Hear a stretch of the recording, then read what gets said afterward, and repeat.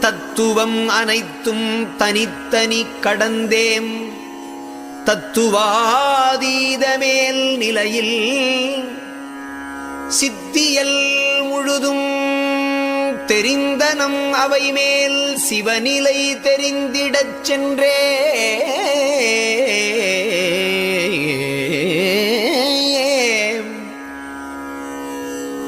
ஒத்த அந்நிலை கண் யாமும் எம் உணர்வும் ஒருங்குற கரைந்து போயினம் என்று அத்தகை உணர்ந்தோர் வழுத்த நின்றோங்கும் அருட்பெருஞ்சோதி என் அரசே